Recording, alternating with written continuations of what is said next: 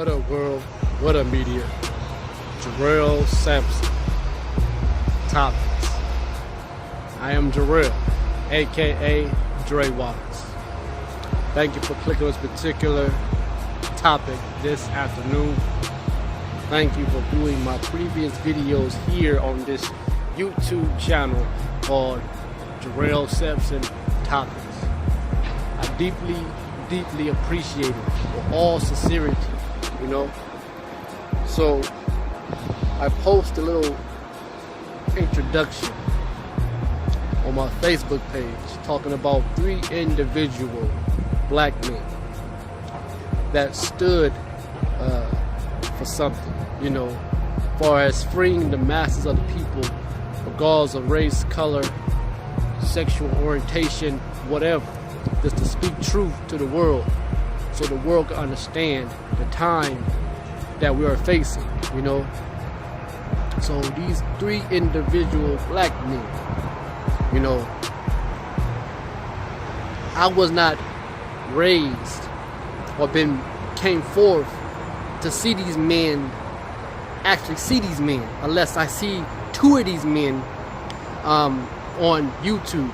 I wasn't around in the 60s and that time when blacks were treated unfairly in the southern state. But I did see on television as I grew up in the 90s a man that, you know, he had a talent for rap, poetry, and his lyrics spoke truth and life.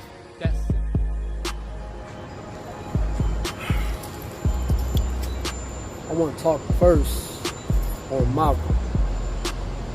Malcolm X.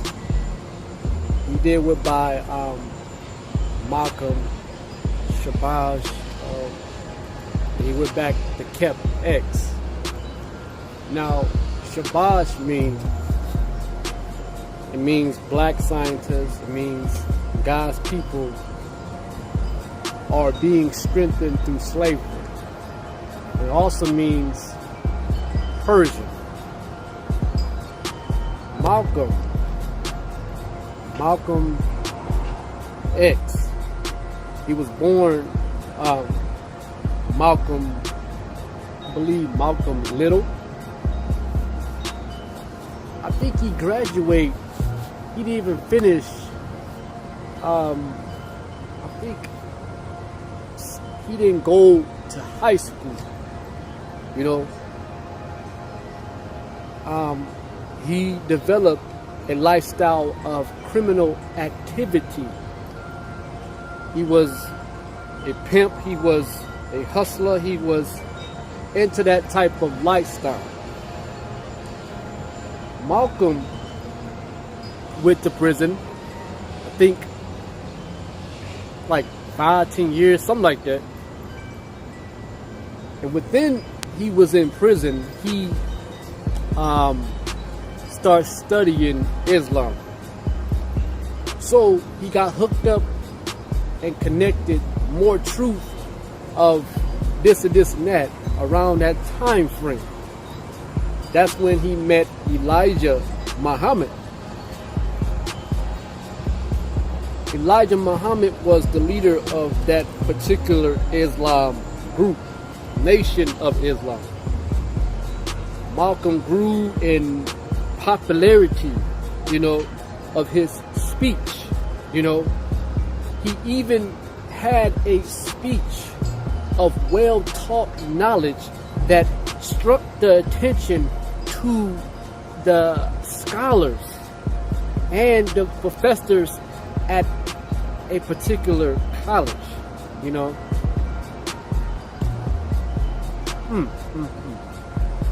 That is something. A man like him, he had a message in his mouth, on his tongue. What I mean that he grew a enemyship, that he was kicked out of the Nation of Islam, expelled. That backtrailed to I believe that I did some study of the Sharia law. And within that Sharia law, you cannot do no speeches. You cause some type of problem. Even if what you're doing that disobey the leadership of the teacher is punishable by death. Okay? He was going up and down, to and fro, telling the world about his teacher, Elijah Muhammad, that Elijah Muhammad was messing around with young girls, teenage girls, 17, 18 years old, have, let's say, illegitimate children. So Malcolm went to Mecca and saw within Mecca, he saw different races, white, black, whatever, that were Muslim. So he came back and told the world what he'd been taught, to believe that this man is evil. He cannot enter in the Holy Land. So Malcolm was assassinated because he discovered something and he challenged his teacher's belief. Now, I never seen this man, and I wasn't not around in the 40s, 50s, 60s. No, I just saw him on YouTube and stuff like that. They did a movie about him where Denzel Washington played as him. But he was well educated, and he did not even, I don't think he went to high school. He was well taught and he studied, you know.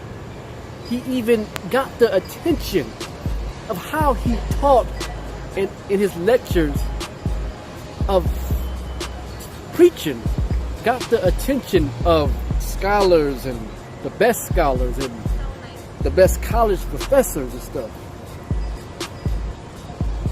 He believed that I agree. He said, any means necessary. He kept going saying this and that about Elijah Muhammad. So within that, someone gave the order and said, do away with this.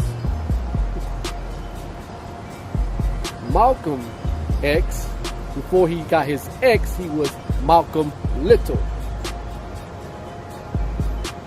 Malcolm believed, he said, you as an individual person shall not allow a two-legged dog or a four-legged dog bite you or cause some type of affliction towards you.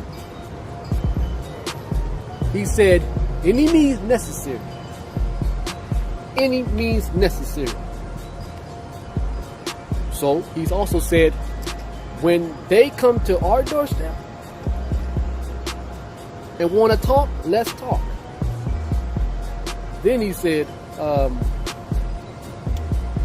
man that is conscious, within that conscience, he knows how and what way, how to carry himself, how he leaves the house, conscious-wise. I listened to Malcolm, Farrakhan, his teacher Elijah Muhammad, and many, many more. Even Khalid Muhammad, something like that. But Malcolm had a debate and an argument with Martin Luther King Jr. about belief. Malcolm said, why are you going around saying non-violent? Why are you doing it? You telling the world, let's win them over with kindness. That was an issue of a debate. And that's where the feud started. You had some of Malcolm's followers, you had Martin Luther King's followers and stuff like that. But King had a different philosophy. King's philosophy was, let's not afflict them, let's win them with kindness. Let's win them with kindness. Let's be non-violent. That's the topic I'm talking about right now. Martin Luther King Jr. He had a philosophy to do like this. Let's demonstrate peace in the midst of our persecution, in the midst of our affliction, in the midst of we dying, we going to jail. Let's win them with kindness. I used to agree with that. That's reasonable to a sense. That's reasonable. Then Martin Luther King got in his mind and woke up and said, I am leading my people into a burning house. That's when them two, X and King, shook hands, and Martin woke up and boom, he shot, assassinated. These two men, I have not seen them with my own eyes, up close. Wasn't around at that time, wasn't even thought of. My father was born in, I think, 68 or 69. And I think Martin already got assassinated, I think. My mother was born in 1970. So they were still at that time frame of difficulty, of hardship of that civil rights movement. But I still agree that these two individuals, have started something that have us have rights, equal rights to this day, but to this day we still are not equal. But I always tell myself as an individual, I would use Malcolm's words, I would say, any means necessary to anybody. I will not allow you to inflict harm to me. I don't care if you're black, I don't care if you're white, I don't care who you are. Any means necessary. Because of the two races today, one race has lost their way, another race is steady trying to say we're this and we're better. Well, you're not. Any means necessary to me on both is, regardless. So I'm using what X said. I will not allow that two-legged dog or that four-legged dog to bite me. I don't think so. So two of the individuals that had different religion beliefs, I view both of the men, Malcolm X and Martin Luther King, two men went down in history. But I feel like this, if they give Martin Luther King a day, they should give Malcolm X a day also. Tupac's music was unique and different from, I'm gonna put like this, one artist at that time, Notorious B.I.G. Biggie. Now, if you listen to Biggie's music and you listen to Tupac's music, you can see a difference very, very clear.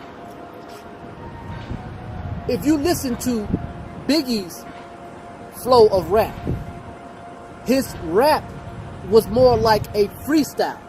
Just listen to it. If you listen to Tupac's music, it was more of reality, life, and real.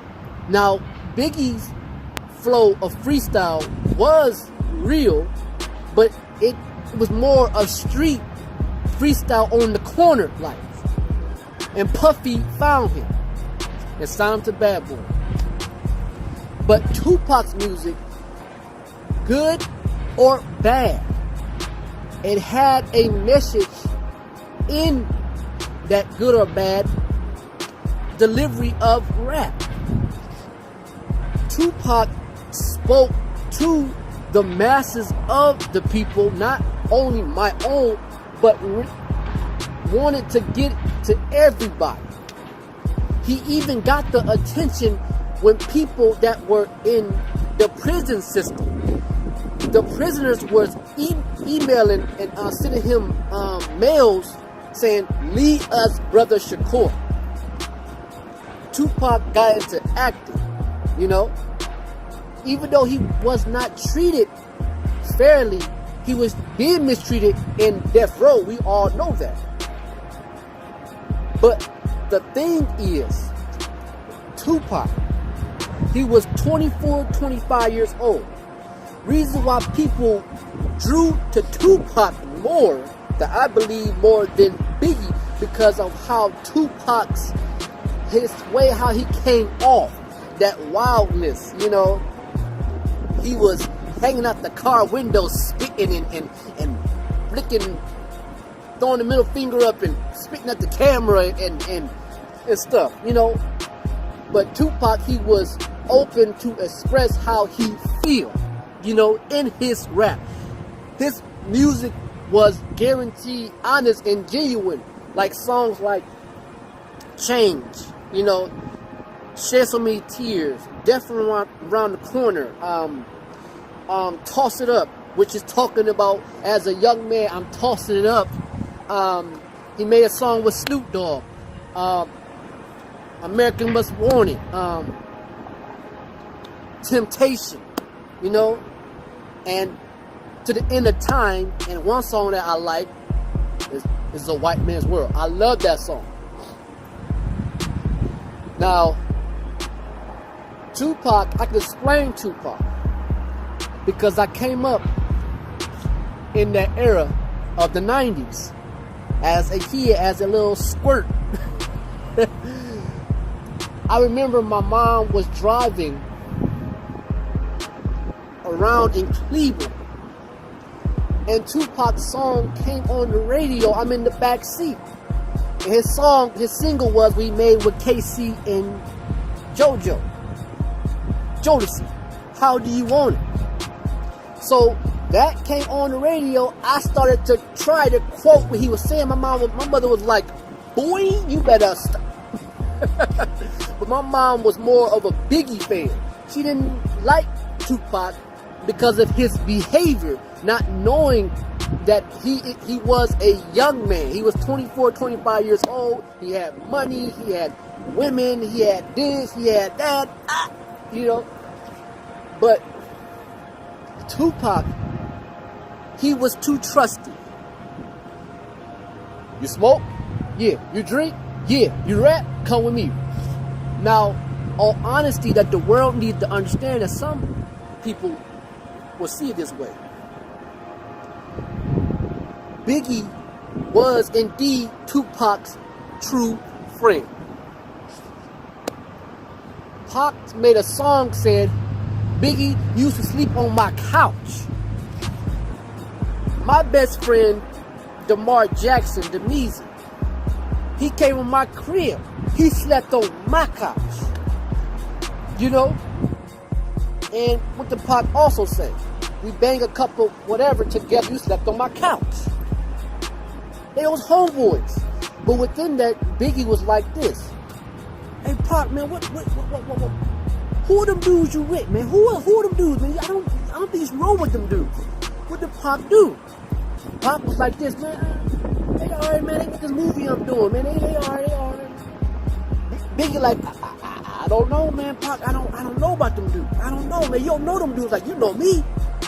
So when that happened in that hotel that day, when Pac got robbed, he got shot 5 times and walked away from it. As far as he lived, Biggie was upstairs like, what's going on? Oh, Pac in trouble. Oh, grabbed the gat, trying to rush down there. And that's when that beef started, that it was basically organized to stop Pac's message to free the masses of the people, of his truth to his own and to whoever. The beef between two men that caused the whole country East versus West. 2 men beef. Oh, you with Death Row? Or you with Bad Boy? Or you or East versus West? People were dying at that time. People were dying. Or you with Death Row? Oh, you got scrapped. Oh, I gotta shoot you. Or you with Bad Boy? Oh, are you kidding me? These men beefed over the senseless thing ever. That it could have been corrected. But it could not be corrected because Pac had everybody in his ear. Man, that fat this and that did it to you, Pac. That fat this and that did it. Man, you ain't gonna get away with that. Pac wanted to forgive him, but everybody's in his ear saying this and that. Biggie like, yo, what's up? What's the deal? Can we talk? What? Pac was the type of man that hold unforgiveness in his heart. He hold animosity in his heart. He did not even want to clear his mind and see through the fog, saying, wait a minute. Biggie was my friend. He wouldn't do that to me. But everybody was instigating, pumping him, saying, man, Biggie did that, yo. Boom. You know? If you looked at Pac's footage when he was in prison, look at his eyes. He was hurt. He was mad. And he said something that I don't agree. He said, fear is more stronger than love. Fear is stronger than love. I said, Pac, you ain't thinking right, bro. You ain't thinking right. Love conquers all things. He said, I helped everybody, I fed everybody, took care of everybody. It just betrayed me. He was hurt while he was in that prison. More of the time he was thinking about, I can't believe Biggie did this to me. Not willing to come to the table like, can we talk? Let's talk this out. Like men. What's the deal? Biggie wanted to. I want to talk to my brother Pac. I didn't do this to you, brother. I didn't do this to you. But it was all organized to silence this man, Pac, because he had truth on his tongue when he talked about. When he made a song saying they don't give up about us, who is he talking about? See? It said we got to silence this man. We got to quiet this man. Enemies never. We got to silence this man. So to demonstrate, we got to make it seem like Biggie did it. But yeah. Tupac, his voice, his speech of talking in poetry with a beat behind that grew ear to ear everybody. I don't care how he behaved. I don't care how he hanging out car windows, doing like this and spitting in the camera and thug like this, West Side this and that. But within that, he had a absolute truth on his tongue. Truth on his tongue. And to this day, I still listen to Pac's music. Today's rap is nothing but garbage. And I'm saying the truth. Today's rappers, today's rap music, you will hear more of the time that these females will say, which is a hint, I just like the beat. Not what you say. That means your beat is outweighing your message that you're trying to get across. Rap today is all about using some woman, shooting somebody, dope, and encourage you to go to jail. It's the truth. There are women that listen to Pac. They may say I like the beat, but I like what he say. Nowadays people are saying this. Women, majority. And I'm saying the exact same thing too. I just like the beat. If your beat outweighs the message of your verses, it's a problem. See? Rap today is only designed to keep you where you are, forever rising, to encourage you to go to a plantation prison system. And when they let you out, you come out as a what did that politician say? You come out as a top predator. You come out and they bet that you come back in. Rap today is not lifting nobody up. They may say we speak real, but how are you speaking real talk when you shooting somebody? Tell me that. How is you speaking real truth to encourage somebody when you only programming people's minds, black youth and anybody's mind of youth, to encourage them to go to the penitentiary system of plantation? You're talking about shooting. You're talking about using some woman. You're talking about drugs. You're talking about all negative. Rap today is not like it used to be. It used to be negative, but it had a message to encourage you. Listen to KRS One. Listen to Public Enemy. Run DMC. Rap today is nothing but in the toilet. Negative. I'm not saying nothing wrong. But to you, you will say, because you don't understand my speech. Like, share, and subscribe. And comment.